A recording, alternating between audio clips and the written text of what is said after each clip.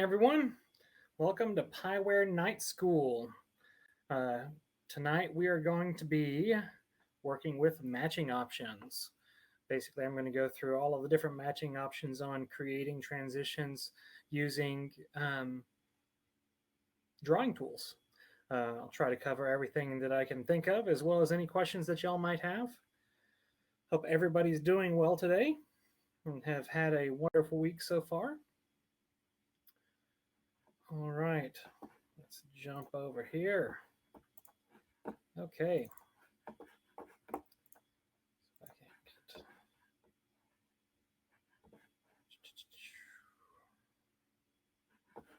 Okay. So, the first thing that you need to know or think about is when you're working with a group, is the order in which they're grouped. So, the grouping order color was added in, I believe, version 8. And this helps identify the head of the form, which by default is green, and the tail of the form, which by default is red. So when you draw a form, as you can see here, I place the first performer here. Say I put this last performer here. Do this again. And when I select it, it's going to show the order here. Okay.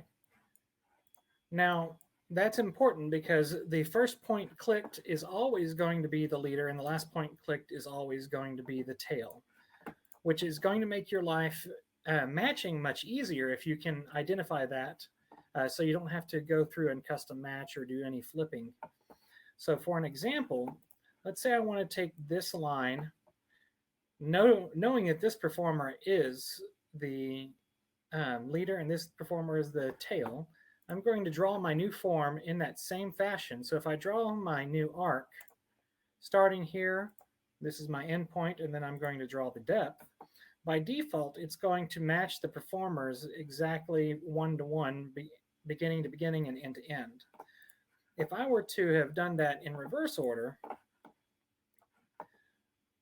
it's going to have flipped that because by default, the program matches it for leader to leader and tail to tail. This can be easily flipped if you're just dealing with one group. If you press flip, it flips that matching order for you. But if you can, 9 times out of 10, you're able to draw that if you're doing simple forms going back and forth. It's just a good way of alleviating any matching headaches that you might have. Okay, so let's say that I'm going to be pulling these two groups together in one form. So if I look at this matching order here, I've got this is my leader, continues here, matches to this, and goes over. So if I'm going to pull that into one form, it may not apply exactly as I want to. So we're going to need to look at creating a custom matching order. So now if I watch my animation here, it's going to flip across, and that's not exactly what we want. We've got a lot of crossing paths. So I can try doing my flip option. However, that corrects one section, but it does not correct my second section.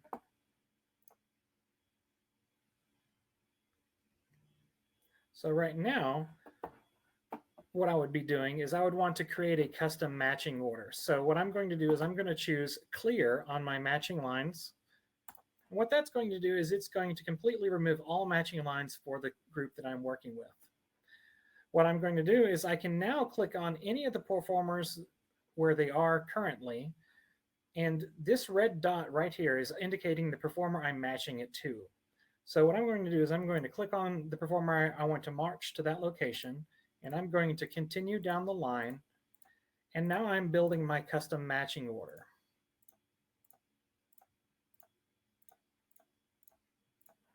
Okay, now I've got everybody matched here. I'm going to go ahead and test animate. So that builds my arc very smoothly. Now, let's say, I'm going to clear this again. Let's say I got in a hurry and I end up, let's say, missing someone, right? Missed a couple of people here. I'm just running down. So now I'm down to a couple of different people. So I have a couple of options. I can either clear it again. I can choose back to back up if I catch it soon enough. Or let's say I end up actually doing one in flipped order. So let's just continue matching. All right, so I've got these two performers flipped. We have an option right here that is called swap and an option called shift. By default, swap is enabled. So if I click on this performer, I can actually click the person that I'm working with.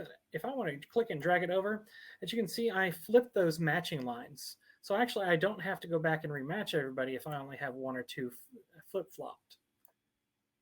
As you can see, I can just click and drag, or I can also click and drag this. Remember correctly. There we go. I can click and drag these down the line. So that is what the swap does. We added the shift functionality in version 9 when we added the proximity match. What that is allows you to do, let me set up a situation where you need that. Let's play this out.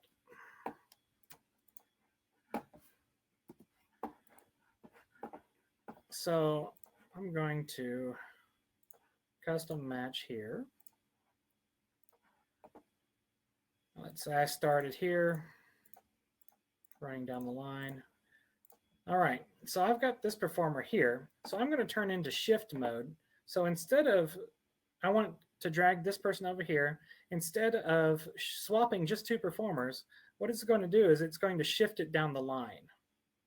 Oh. Well, ideally, it's going to shift it down the line. Let's take a look here. I'm matching lines here.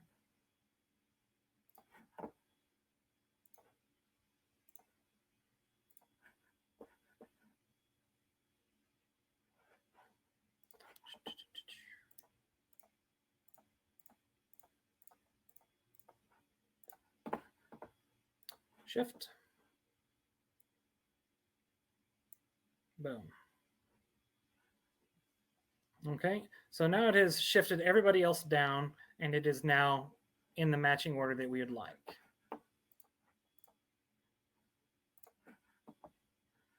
Okay. Any questions so far on those few matching options? I'm going to clear this out, and we're going to work up a different sample. So I'm going to do, let's say, a scatter. Now, we added a new scatter function in the version 10, so I'm just going to utilize that. I'm going to create a bounding area. Say I want to have 100 people in it. All right, keep my spacing. Well, maybe a 2-yard spacing to abide by our spatial distancing, or social distancing currently. All right, so I'm going to accept that.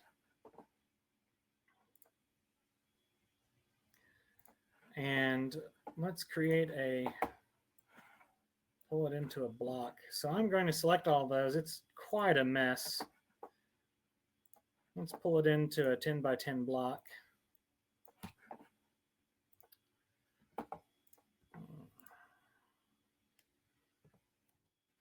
Okay. I've got my 10 by 10 block here. I'm going to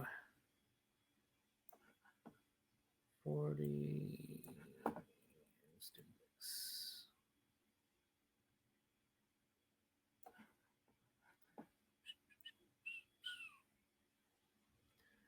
Past the 40. Let's get my numbers here. 2, 2. Perfect. Okay, so now I've got my 10 by 10 block, and we have our proximity match option. What this is going to do is it's going to put all of the performers that are being matched in one list, and all performers in the new form in another list. What it's going to do is it's going to find the closest pathway first, and then match that performer. Then it's going to run down the list to the next person, and it's going to find the next closest to that particular performer. So now what I'm going to do is I'm going to choose proximity match. So now I have my form proximity matched to the shortest distances based on the performers that we have selected, which looks pretty good. We do have a couple of people crossing over right here. May not be the optimal option, but that's where we can come in and take a look. So let's say I want to flip a couple of people. So that's where my flip option is going to come into effect. I'm going to flip this person here. Say that person, I don't like where he's going, so I can flip it with this performer here. And using my flip option, swap option, I can actually create a more fluid transition based on the proximity match that has been created so far. All right, looks like we have a question about matching within the zoom function. What you can do is, while you have the tool open, if you hold your Alt key and use your mouse wheel, my mouse will work. It's not zooming for me. I'm sorry, not your Alt key, your Control key and your scroll wheel. You can actually zoom in while you have a tool open. So you're able to get a little bit closer to do your matching. That's Control key and mouse wheel. So while we're working on our transition here, let's work through. Okay, it looks like these three here. One thing that a lot of people may not know is you can actually scrub through the animation by clicking and dragging your count indicator right here. And you can kind of scrub through the animation that you're working with. So let's see.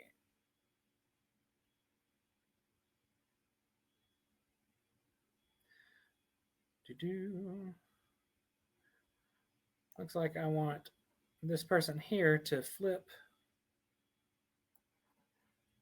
that person. Okay. Pulling a transition in a little bit easier. See, do we have any other crossovers? Looks like we have one up top. So this performer here and this performer here. Let's see here. That one and this one. So I'll flip-flop those. So we no longer have crossovers. So that takes going from a scatter to a block to a shorter amount of time, because with the proximity match, you're able to get pretty much a 90% location and pathway for your group. And then you can use your matching options, your flip option or swap option, to clean up that transition. Makes those scatters a lot easier and less daunting to get done. And that's with 100 performers. Yes, Dave, it is Control and mouse wheel on Mac as well. It's Control mouse wheel to zoom in and out.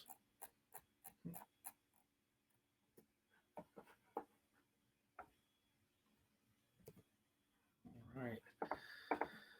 Okay, so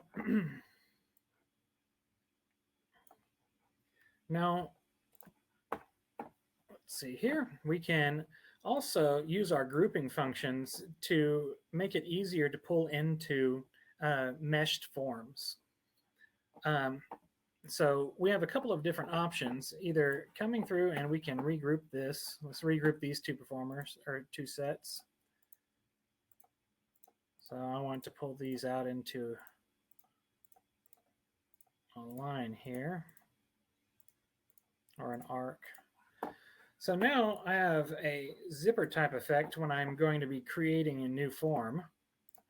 I'm going to create my arc here, just make it a shallow arc. Now, as I animate through, I don't have to do any matching at all because I've created the transitional effect inside of the actual form grouping.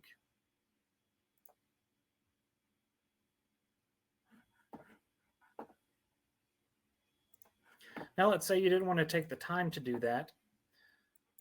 I'm going to copy this form and I'm going to paste it. Okay, I'm going to shift this down. So I'm going to, in my paste function, I have also all of the same matching options that I do in my new drawing tools. So I'm going to clear, I'm going to use this predict next function. So what that's going to do is it's going to try to predict the pattern that you're doing based on who you're clicking. So I know that I've got two forms here that are two individual lines and I want them to mesh. So I'm going into one individual mesh. I'm starting here. So I want this performer to be on the end. This go here. I'm just going to start here. And as I've gotten two performers in each form, it's going to automatically take off with that pattern. So now as I watch the test animation, it's going to build out just exactly like we're wanting to. So the predict next function could be very valuable if you're meshing or if you're just trying to fill out a form very easily without having to custom match each and every performer. All right, and Jeremy, the majority of those functions are available in the shortcut editor. They are in your tools and matching options. So anything that you have in your menu up here can be added to the shortcut editor function. It's available for you to assign a shortcut key to. So all you would need to do is go into your utilities shortcut editor. And if you're using the default set, you're not able to change those, but you can create your own new set. So you just select the set that you're wanting to modify, create new set. Let's just call this Night School.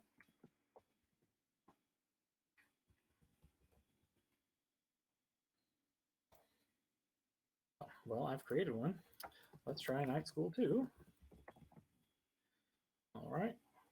All right, so now I have a new set. So I can scroll down here, search for my tools. Here's my matching options.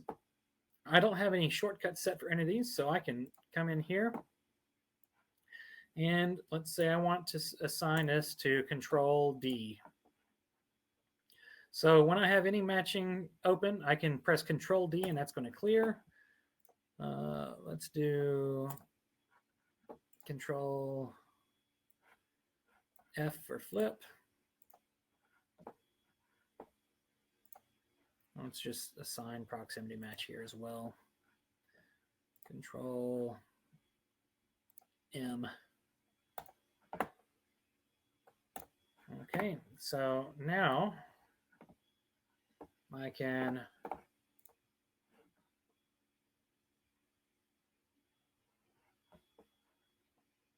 let's see here.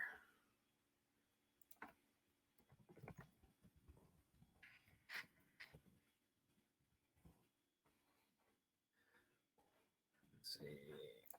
I'm going to select my performers. I'm going to draw a new form.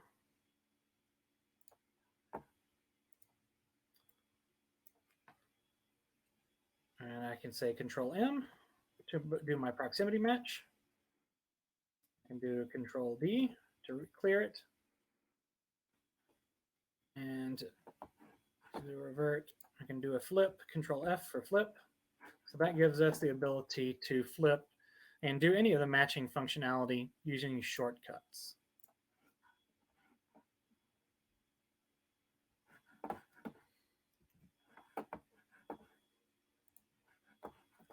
Okay. So let's say I wanted to, let's delete these back.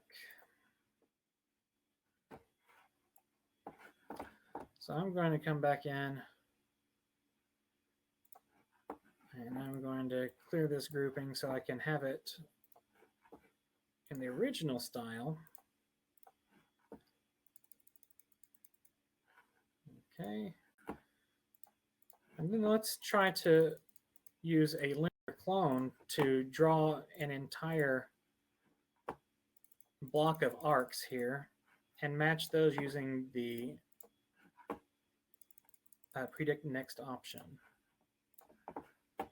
Okay. So I've got 10 lines here. I want to go to 5 arcs. So I'm going to first draw my first arc that I'm going to mirror. I want it to have 20 performers. I'm going to clone that 4 times, so that's going to give me a total of 100 performers. I'm going to choose my linear clone here. Okay, I'm going to drag my clone link here. All right, so now I have all this. Control D to clear those. Okay, so now what I want to do is I'm going to use my proximity match. I'm sorry, not proximity match, but my predict next function in order to have these mesh. So I want this performer, I'm matching my red performer here. I'm going to match 2 lines to a mesh, so it's going to take off. And what that's going to do is predict next is going to stop when it gets to the end of the form that we're matching from. So these 2 forms are finished, so it's going to stop and then await my next input. So I'm going to repeat the same pattern and take this off. So now I have successfully matched my 100 performers into my new 5 arcs. I can come back in here and tweak any of these. Okay, if I like that transition, let's go ahead and test it out. And here we go. So we're going to go ahead and accept that, and we're now in our new arcs. Okay. Any questions on matching using the predict next function?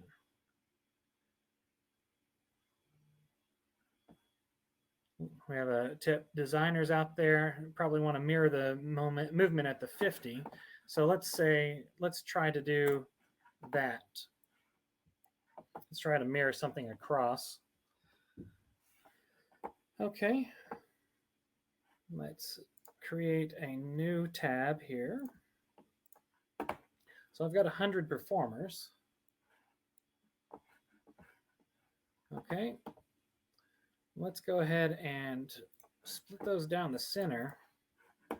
Grab my knife tool. I'm actually going to cut these apart. So now I have 10 pieces here. And let's see, what do we want to do?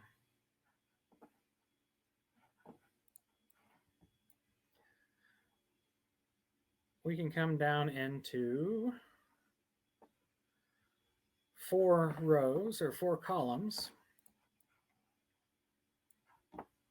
25 each. Let's do that.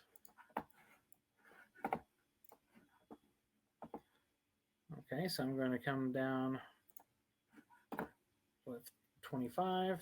I'm going to clone it 3 times, linear clone.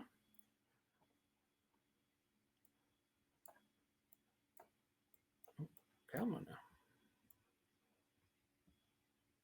For some reason, you can't get your handle to move because it is on top of something. You can hold down your Alt key, Option on Macintosh, and that's going to allow you to grab the handles in reverse order. So as you can see here, we've got a couple of things stacked on top of each other. I'm going to hold down my Alt key, and that's going to allow me to grab it directly from the bottom. Okay, so now I have a couple of options here. We can work with our proximity match if we wanted to try to go that route. Let's get our lines a little bit more spread out here.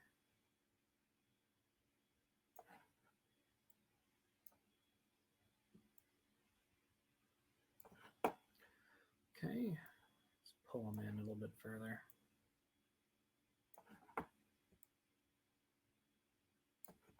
So I can use my proximity match and see how that builds.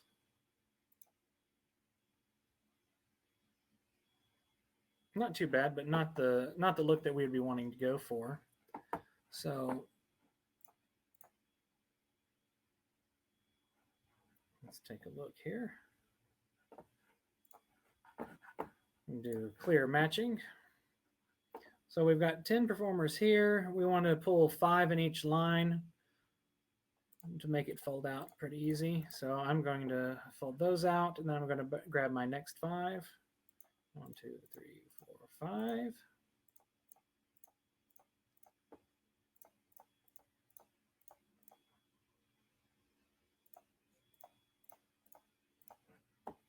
Okay, we're continuing on to our next line. And we can also do our predict next in this section to speed that up a little bit.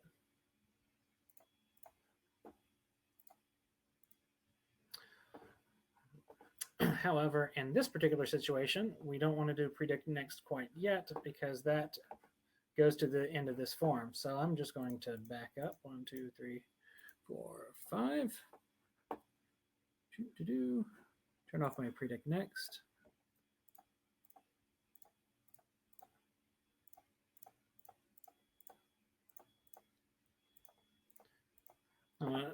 If you find these handles too small to work with, this slider up top will on the fly increase your handle size, so it'll make it much easier to click on.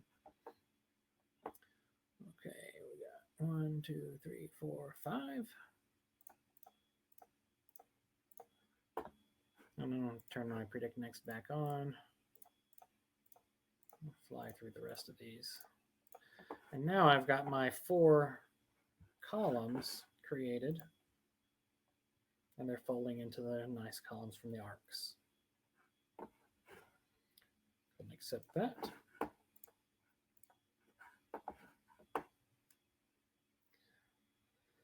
All right. Now, just so that you know that this handle modifies all editing handles, whether it be the relocation handle, the morph editing handles, anything of that nature, it's going to modify the size of. We did this so you had a way of editing it on the fly instead of having to edit it, make those changes in your ease of access in the document, application options. Any questions or anything that you'd like to see demonstrated, anything that you have had difficulties with in creating a custom matching on your own, I'm happy to go over.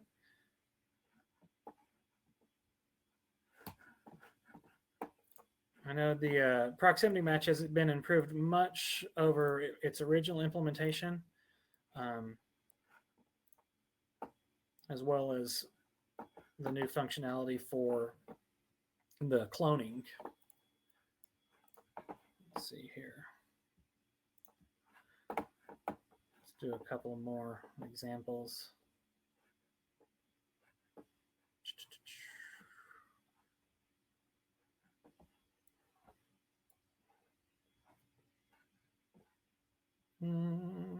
What can we do?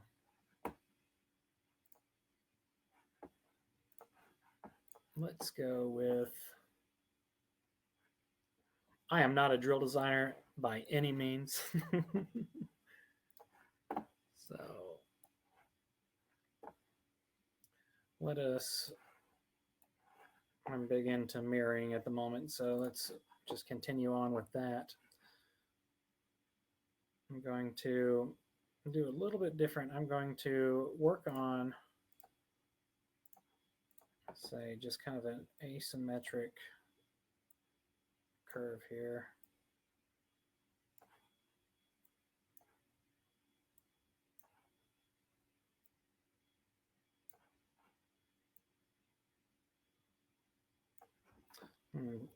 Break it down to 25 performers.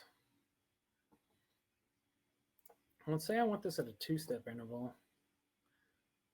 Now, let's talk about the alignment functions here. By default, it's aligning it to the lead position. So as you can see here, I've got my handles, my 4 handles of my form. If I choose align it to the end position, what that's going to do is it's going to drag those performers at that two-step interval back to the tail of that form. So you're able to, if you've got a form lined out and you really want it at a specific interval, you're still able to utilize that form that you've drawn and allow it to align to different sections of that form. You also have the center function, which is going to center it between that entire pathway. So I'm going to go ahead and clone this out. And I'm going to drag it down here. And since I've drawn the form in the similar fashion that they are already grouped, as you can see, my matching lines are all correct here. There's nothing that I need to do. Let's say I can delete last. I can relocate these, or I can use my rotation handle here to rotate them a little bit. So now it gives me that type of effect. And I've been able to reshape that. Or I can come in and have my entire form taken up, expand the interval some. Like that, go ahead and press accept.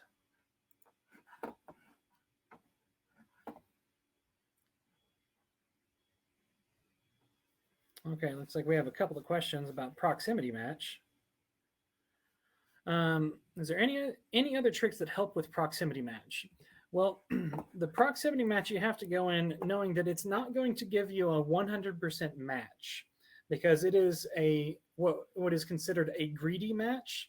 So it's going to take the shortest pathway that it can find for that performer. So what it's going to look down, it's going to look down the list, find the shortest pathway period between all the performers that are available. So with my 100 positions here, let's take a look here. With my 100 position scatter here to my 100 position block, let's say this person is actually the closest here. So it's going to find this match first and match them. Now, this might not be the optimal match because it would have crossed over. It may have a crossing path. So being that it's a greedy match, as it were, is it's going to grab the shortest distance that is available. And that's how you get some of these having a little bit longer.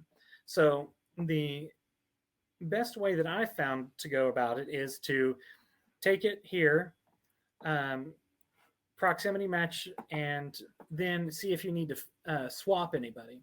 Another thing that you can do is, I'm going to copy and paste it just to get my matching things back up. Another thing you can do is actually reposition the form and do a proximity match, and that's going to give you a little bit different matching order because the distances are different, and it might be a little bit better for you to work with. So it may give you a better starting point. So if I proximity match here, let's see if that's a little bit better starting point. And you just find the best starting point that you want, that you can, and then you can utilize. So I'm going to go ahead and say that's my new starting point. So I'm going to move my performers into position where I want them. And let's take a look. And now I can come in and take a look at my swapping. So that was a little bit better. I only need to swap a couple, looks like. Okay. There's that. So that's a little bit better than what we had before. So one is to just take a look and see if there's anything that you can easily swap. Two, reposition your entire form and try to proximity match there. And three is just if you have too many performers that you're having an issue with, I would probably look at doing it in segments. So you could do it in 25 performer blocks and do it in quadrants for that particular example. And then just select those 25 performers and match them proximity-wise. Let's see, next one. Find that stretching the form I'm going to larger than where they're coming from makes more logical. Then I select the form and put it back into the size, which is, if I hadn't just now created that form, I can recreate my block.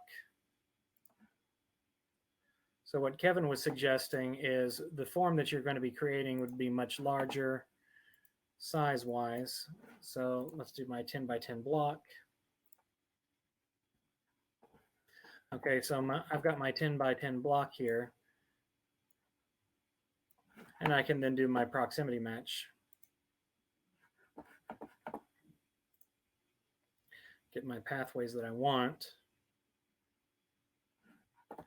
And then I would then shrink it down to the size that I want it to be.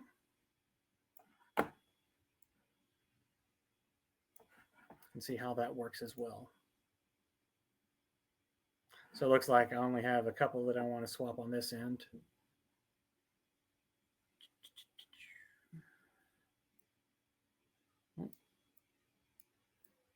Move that off, flip-flop those.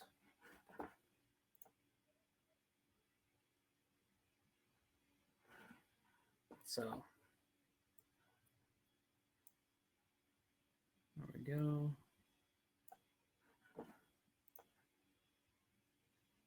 So that works really well.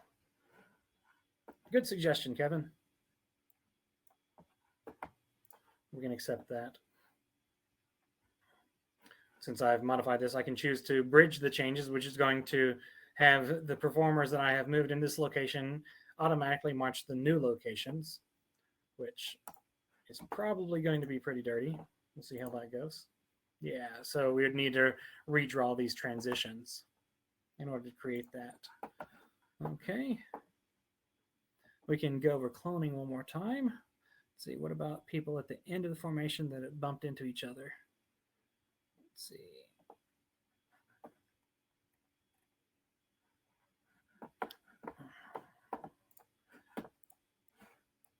Let's undo those few things. Okay. So now it all should be correct. And for the transition that we were looking at for bumping into each other, was that in what forms were we looking at?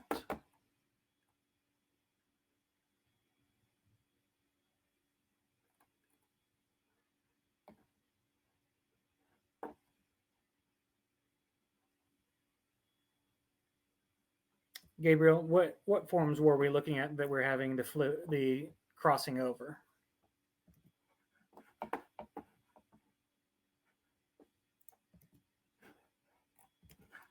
Let's take a look at, we could have a few here.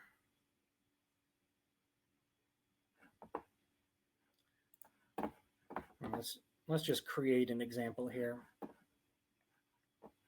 So let's say these performers here were not doing what we wanted. We can actually take the form that we have, copy and paste, and this gives us the entire matching functionality again.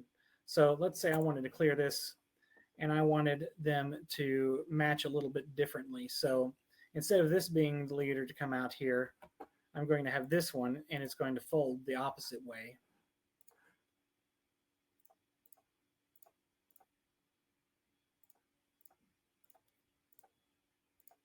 So the copy and paste function gives us the functionality of rematching.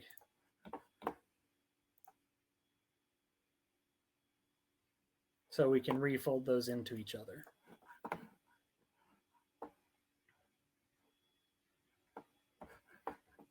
Okay, lines curvilinear. Let's back up over here.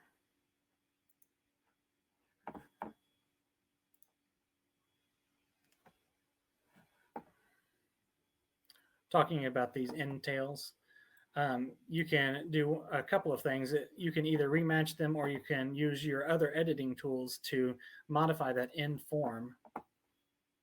So stretch it a little bit further here.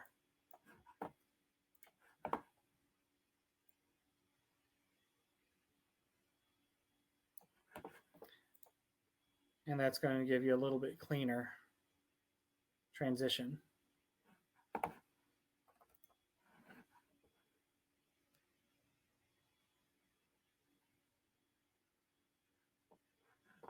Let's see here. So then we would accept that, and there we go. Okay, let's take a look at the cloning again. Let's just hide all of this for now. Okay, so let's start out with all of the cloning options we have. So I'm going to draw my arc here. I like demonstrating the cloning with the arc tool because it has a couple of different options that make it neat. The default option is a radial clone. So it's going to clone around a center point here, which is this. I can click and drag that point to any location, and it's going to allow you to recenter that clone point. So I can actually create a pinwheel type shape using my arc tool here, and it's going to clone around that center point. And everybody is modified based on this parent shape. So each arc that I'm cloning is going to be having 13 performers. So let's say I wanted to have 10 in each that adjust my interval. I want to only have 4 clones. So that's going to then split this around. So I have 5 total pieces. Okay, so we have our radial clone, which is our default option. Then as we were discussing, we have our linear clone, which clones from 1 point forward. So it can be basically creating any type of shaped block. So I've now got an arc block here. And then in version 10.03, we added this drop off. So I can say I want to drop off. I'm going to have 2. So I have my parent line. I'm going to have 2 people drop off from my next line, and additional 2 people drop off, and continuing down the line.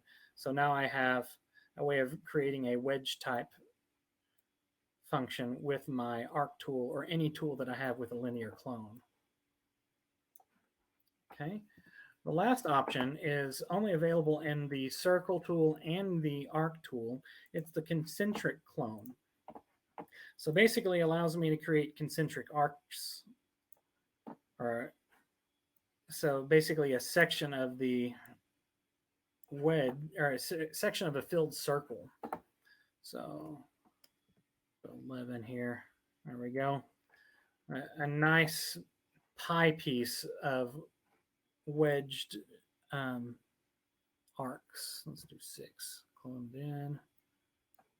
7. Extend it out a little bit. Okay. Ooh, not 78. There we go. Let's see what we get here. Nice nice wedged arcs here. And that can also be done in your circle tool. Create my circle. I'm going to clone it 3 times. Do my my concentric clone. And you can click and drag the focal point of that clone so you can stretch it out and do kind of a kaleidoscope or a telescope effect as well. And combine that with the omit overlaps function, and that's going to allow you to keep the performers from being stacked on top of one another here. So kind of a neat function here. All right, let's take a look here.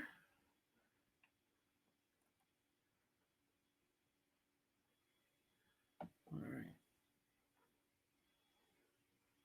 Concentric, again, is only available in the arc tool and the circle tool.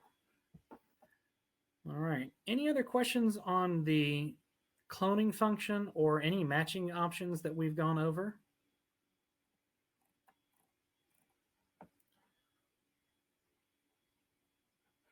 Okay, let's take a look here. Let's take a look in a little bit of the sketch function. So just a quick overview of the sketch function. The sketch function in sketch mode is enabled by selecting sketch mode on in the top right corner. That's going to show that you are in sketch mode by overlaying a sketch compass on top of all of your drawing tools. So when I draw anything now, so if I were to draw another arc, I can place this down. Let's say I wanted a two-step interval. Each of these points is going to be a data point on a shape instead of an actual performer. So when I accept this, they're entered as squares. Now, each of these squares is a data point on your arc. It can be just a pathway, or it can actually turn into a performer. So let's take a look here, and let's say I have a attendance block down here. I'm going to just put an attendance block down to pull performers from. So let's say I wanted to populate this arc with 52 performers. Now, I have this arc created. It only has 26 data points in it. So what it's going to do is it's going to evenly space those performers over that arc. Now, that is a little bit tight. I can choose to do that, accept it, or I also have the ability to come in and select sketch points to places, which is basically going to take the places here that we have, and it's going to apply the number of sketch points to those. So it's only going to match 26 performers. Okay, so that gives us this this matching order that we can actually create. Since I have this as my selection path or selection, I can choose which performers I want. Just predict next. I'm going to grab some more performers. Since we're on count 0, the pathways don't really matter so much, just as long as our positions that we want to go based on instrumentation go to the correct locations. So I'm going to go ahead and accept that. And now I've applied those performers to my sketch, and that sketch will go away.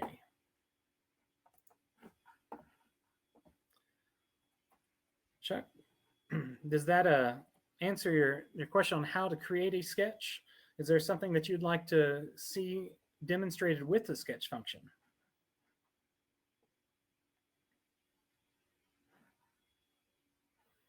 Any other questions that you might like to see?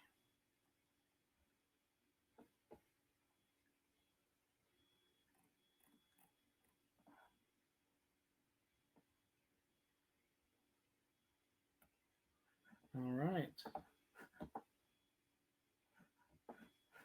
How do you mark performers? So you identify performers using the labeling tool, which is this tool here. So you would select the performers you want to modify and then click on your labeling tool. You can then label them from 1 to the end. Type in 1 here, and you can then have it contour inside or out. You can extend the label distances here. You can change your symbols. Let's say these are our trumpets, and I can repeat my symbols and change the color. You can color coordinate your section to make it easier to be seen. If you're someone who likes dots, the default for a dot is a lowercase s. And at that point, you can come in and identify the section by a wildcard in the label. So let's say we've got T1. So I can do T1 and label it to the end. So now I have T1 through 26. Accept that, and now I have those positions labeled as dots.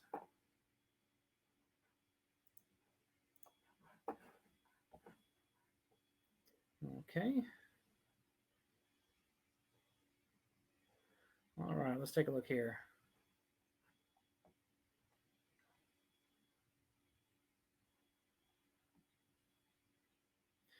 There are times where I have a form and have to go back and tweak it using the editing tools, and it begins to contract and expand. Okay, so Zach, what is happening there is you are dealing with the function of continuity. So if you come and tweak that, and the message that showed earlier, let's select all of these, delete it. Okay. Let's show this again. So makes this do a little bit different. Okay. So this message is what you have chosen to not show again. So if you have applied this, and this was a logic issue in version 9, and I think very early version 10, we have since patched it. If you have gotten this function, shows bridge function or bridge changes to the next set, and you actually did not have another page tab after this, it would then make it expand fully out and then come back. So it was actually creating a elongated pathway. So what you would need to do is come in and refloat that transition. So let's say that was the issue. So now we would have an issue on this. This is not the issue that you're describing, but to correct that, what you would do is select your performers, go to your morph tool, and choose accept. If you're on version 10 and you had a drill that was doing that already, you can come in, and we added a function for, where is it at? It's edit, rebuild continuity. So this rebuild continuity function is what it's going to do is it's going to delete the transition in between your secondary and your primary handle, and it's going to redraw that for you in a straight line path. So that is basically the same steps that you would be using in the morph function, but it does it without having to open any tools.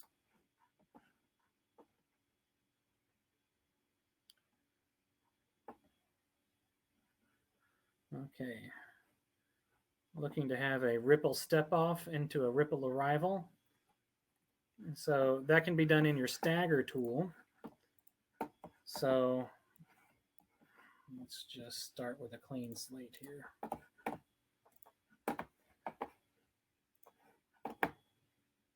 Say I have my line, 10 people. Across the 45, here we go. Okay, and then I wanted to create a new form. Let's just do a morph real quick.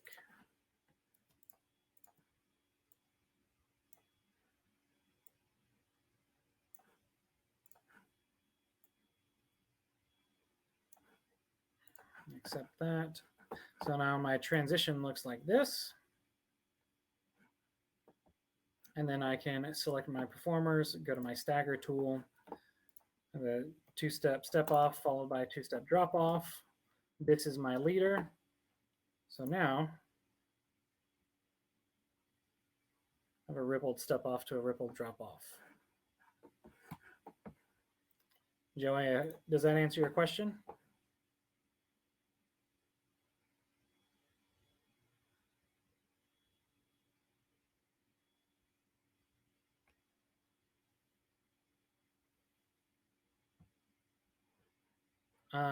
Let's see here. We can take a look at that real quick in your cast list.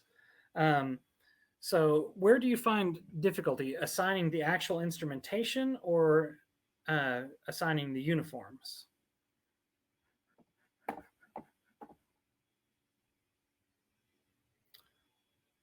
Joey, you can only do it by whole steps. You cannot do a half step off. It can only be whole steps. Okay, so there's a couple of different ways that you can assign the instrumentation. One is by using the symbols when you enter them. So if you look at your cast list,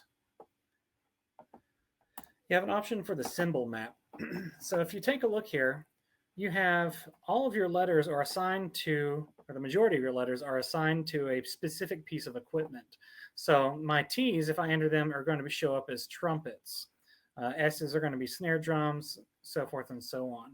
So you can, one, use that symbol map to assign them by default. So when I'm entering a new form, I can actually assign the symbols here. So when I accept that, that automatically puts those performers in as trumpets. We'll zoom in here right quick. So now all of these performers are set here as trumpets. The default X is with no instrumentation at all. So that's one way of doing it. The other way is we have also added the function to change instrumentation based on symbol changes in the labeler tool. So I can change those to T's, and what that's going to do is it's going to automatically change the performers here if you have not manually assigned them in the visuals editor. Okay. Then the third way is to do it by selecting a section. Say I want to do just this section. I'm going to go to my visuals editor. I'm going to my uniform and equipment. I can then select them from this. So let's say I'm going to change these to trombones. Okay, so now that section is now going to be trombones. So you can apply instrumentation in groups based on the selection. Omar, does that help?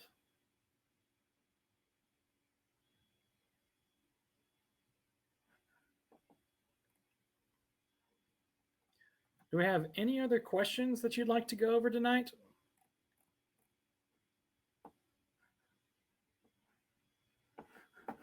I hope this has been educational for everybody.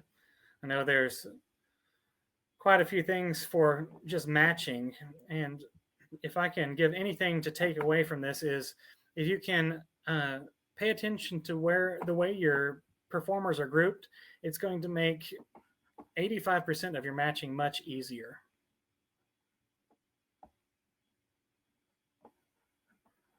Let's take a look here. All right. Looks like we might have one other question.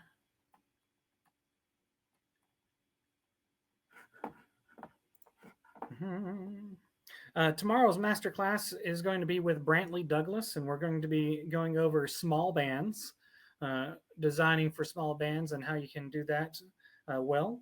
We're going to have Jonathan Sweet on Friday, and we're going to be doing picture class, or it's picture shows. And then Saturday we had posted a poll and asked about a Q&A, kind of like a Ask Me Anything on Reddit, if you would. We're going to be hosting that one on Saturday. So be sure to come to that one and ask me any question that you have anywhere in the program, anything that you'd like to see. We'd be happy to demonstrate that. It's going to be a full session of question and answers. So, all right, let's see. The recording will be shared a little bit later. Dalton, we can get you an email link to that. All right. The question and answer will be on this same platform. You'll be receiving a link for that if you've signed up for this.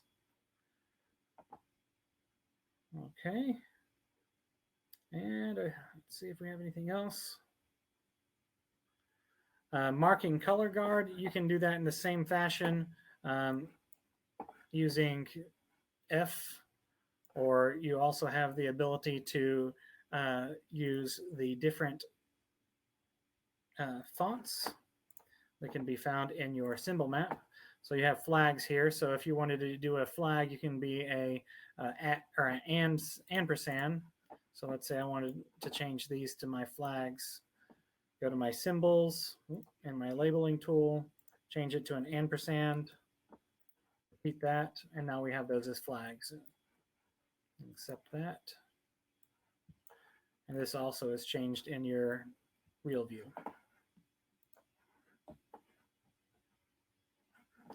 All right.